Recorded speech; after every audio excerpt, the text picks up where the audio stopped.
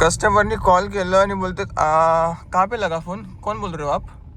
मी बोलला आईच्या गावात. मी बोललो सांगितला मैं ओला कॅब ड्राइवर हूँ, आपने ओला में कैब बुक की है ना, आता येतोयस काय हिंदीमध्येच, आ रहे हो क्या? मी बोला हां सर आ रहा हूँ ना. आणि ह्या सेम कस्टमरनी प्रीमियर कॅटेगरीमध्ये उबरमध्ये पण ट्रिप टाकली होती. काहीतरी 800 रुपयाचा काहीतरी फेअर आहे, काहीतरी 40 किलोमीटरचा. आता मी जुहूला जातोय तर तिथून काय ट्रिप लागतील बघू, पण एवढं शुअर आहे की बाबा ट्रिप कॅन्सल नाही होणार.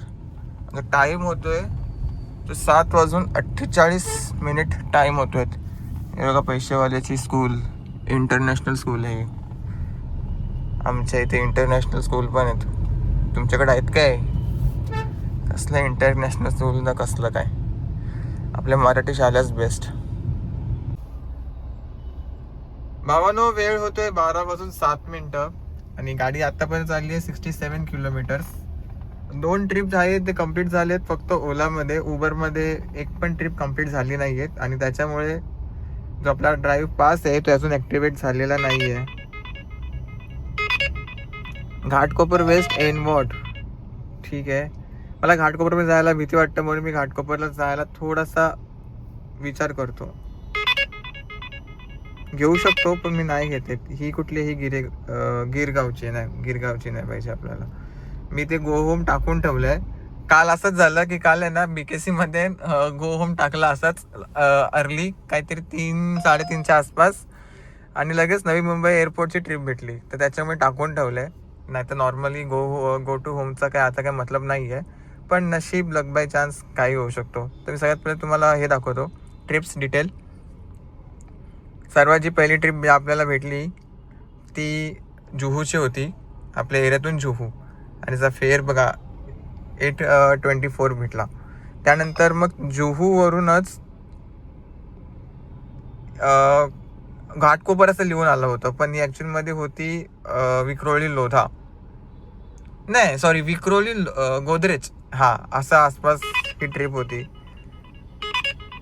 माहीमची ट्रिप होती चांगली आहे बट हे पिकअप बघा 2.9 किलोमीटर, इतका लांबचा पिकअप नको आहे आपल्याला. तर या 2 ट्रिपच कंप्लीट झाल्या आणि 2 ट्रिपचे पैसे इतके झालेत. ॲक्च्युअलमध्ये ही अर्निंग काहीतरी 10:30-11च्या आसपासच झालेली आहे, नाही 11:30च्या आसपासच झालेली आहे. मग त्यानंतर मग मी विक्रोळीवरून MT डायरेक्ट सायनला आलो. सायनला येण्याच्या आधी गाडीमध्ये CNG भरून घेतला. 315-16 रुपयाचा काहीतरी CNG बसलाय, तो भरून घेतला. मग आता इथून कशा पण ट्रिप भेटल्या, म्हणजे मोठी ट्रिप भेटली एखादी नशिबाने चांगली तर मग ती घेऊ शकतो. बाबांनो ही शेवटची ट्रिप कंप्लीट केली आहे उबर गोमध्ये. अप्रॉक्सिमेटली 20 किलोमीटरचे 300 रुपये दाखवलं होतं पण 342 रुपीज भेटले. आणि ही एक ट्रिप भेटली आहे आपल्याला फक्त की देवांशी कमिंग असं लिहितो कमिंग म्हणून, कारण खूप मोठा पिकअप आहे ना टाईमच्या वाईज, त्याच्यामुळे ठीक आहे. चला शेवटची ट्रिप झाली कंप्लीट. दादर रेल्वे स्टेशनला ड्रॉप होतं. तिला 3:07 पोहोचायचं होतं आणि मला दाखवत होतं 3:15. तर माझ्याकडून जेवढं झालं तेवढं लवकर पोहोचवण्याचा प्रयत्न केला. टायमात पोचली आणि त्या व्यक्तीचे सामान इतके जास्त होते की बाबा मानलं तिला. एक व्यक्ती आणि 4 बॅगा वरून परत ते 2 हँडी. तिला सहज विचारलं की बाबा एवढं सामान काय? बोलतात की अरे मी एकटी राहते, शिफ्टिंग चालू आहे. कोणच नाही आला म्हणून तिला बोलतात, नाही बोलतो कोणच नाही आला. असो, ती होती छोटीशी स्टोरी, संपलेली आहे. आणि आता मी आहे सायन्स सर्कलला. गो होम टाकून ठेवले पनवेलचं. आणि हे बघा हे डॉक्टर गजानन जोशी नेत्रा हॉस्पिटल. ही लोकेशन का पकडतं मला पण नाही माहिती, बट ठीक आहे. आता आपल्याला गो होमचं बेनिफिट भेटतोय का नाही हे बघण्यासारखी गोष्ट आहे. 3:19 टाईम होतोय. आता एक नवी मुंबईची ट्रिप लागली होती नेरूळची.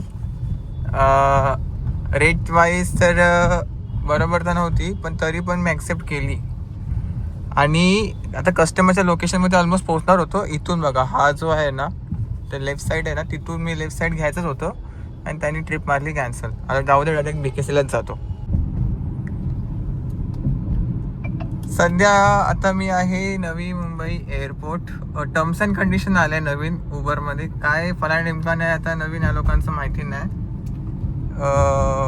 कुठली टर्म्स अँड कंडिशन आहे नीट वाचायला लागेल.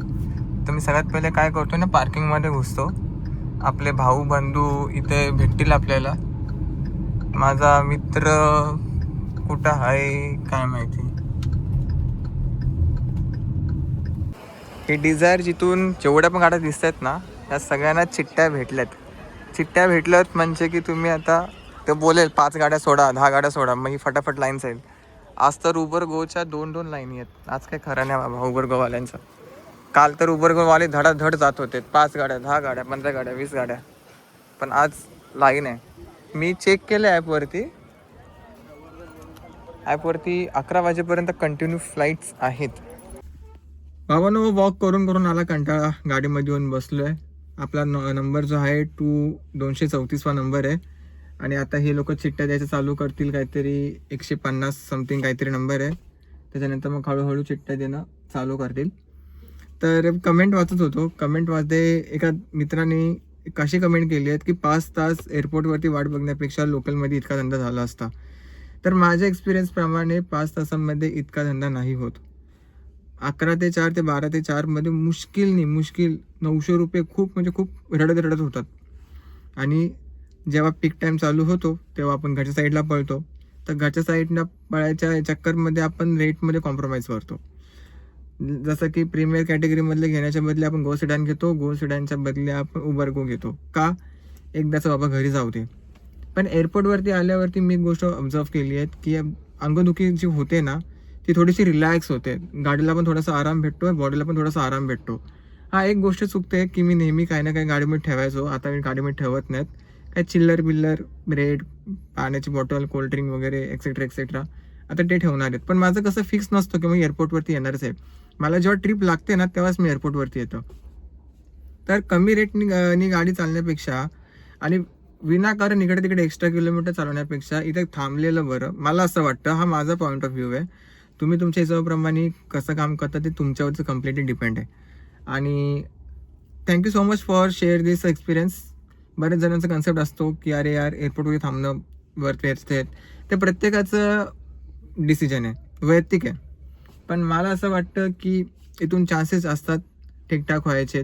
तो 4000चा जो आकडा आहे तो कधी कधी क्रॉस इथूनच होतो. लोकलमध्ये मला वाटत नाही की 4000चा आकडा सहसा क्रॉस होत असेल. तर एअरपोर्टमुळेच शक्य आहे सध्या तरी.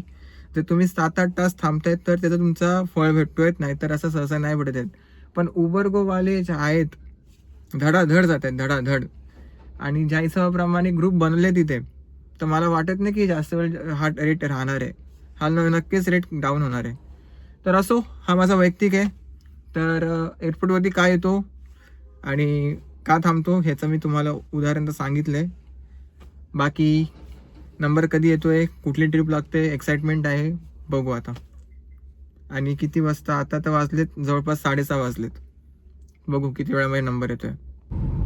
भावानो टाईम होतोय 8:21 आणि मी एअरपोर्टमधून आहे ना एक्झिट मारतोय.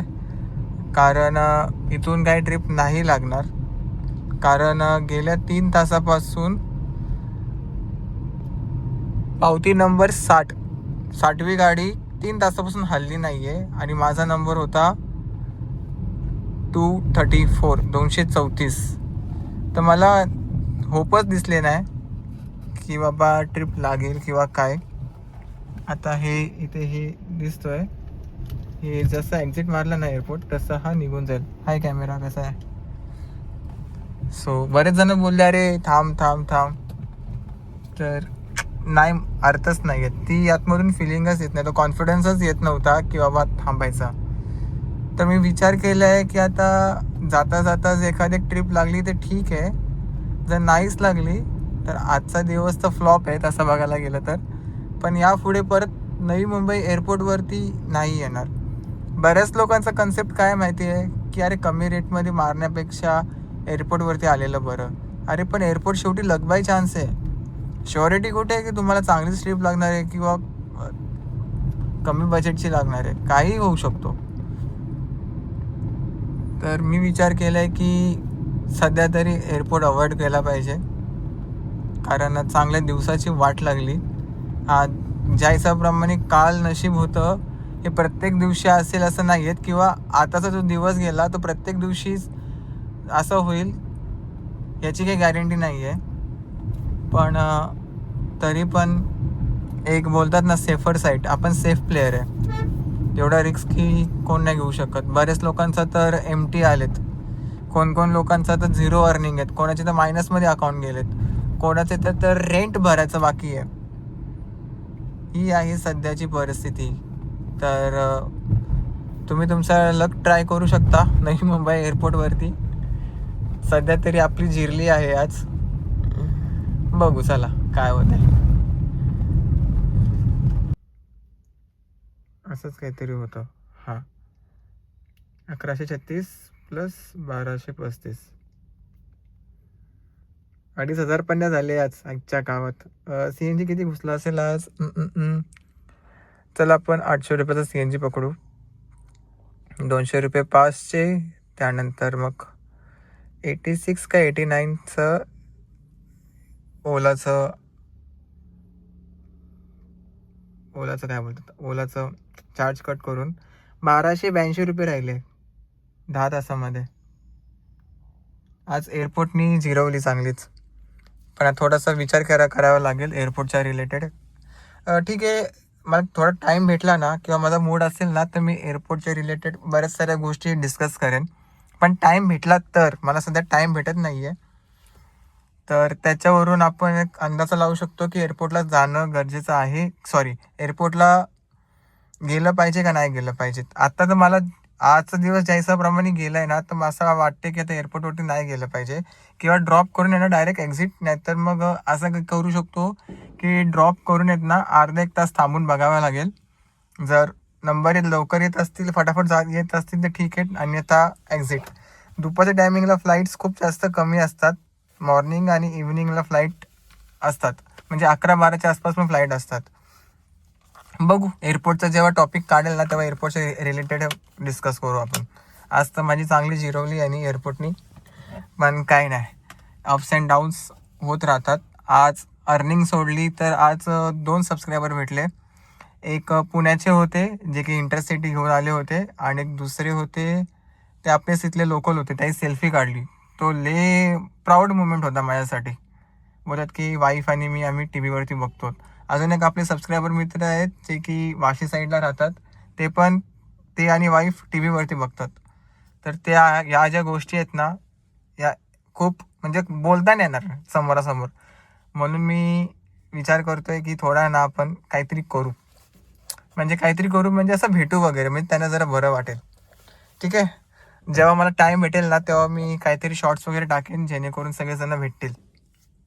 तर अशा प्रकारे आपला आजचा दिवस गेलेला आहे. ठीक आहे, म्हणजे not good not bad, decent experience. Decent नाही, जरा नेक्स्ट लेवलचाच एक्सपिरियन्स होता हा, पण ठीक आहे चालतं. एअरपोर्ट आता नवी मुंबई एअरपोर्ट तर झाला, आता T1 आणि T2चा पण एअरपोर्ट थोडासा एक्सपेरिमेंट करायचा विचार चालू आहे. पण तिथं जायला मला भीती वाटते, कारण मला माहीतच नाही की कसं जातात, कसं काय करतात. बोलतात की बाई भुलभुलैया पूर्ण गोल गोल फिरायला लागतं, काय माहिती. जसं होईल ना तसं कंटेंट बनवायचा. तर भावांनो, अशा प्रकारे आजचा व्हिडिओ इथंच एंड होतो. व्हिडिओ आवडला असेल नक्की लाईक, शेअर आणि सबस्क्राईब करा, आणि एअरपोर्टला जात असाल तर थोडासा विचार करून जावा. बरेच लोक असे आहेत की विदाऊट धंदा करता एअरपोर्टवरती आलेत आणि त्या लोकांचे लिटरली नंबरच नाही आले. तर बाबांनो, असं करू नका, खूप जास्त प्रॉब्लेम होऊ शकतात. ठीक आहे, चला bye bye, good night and take care.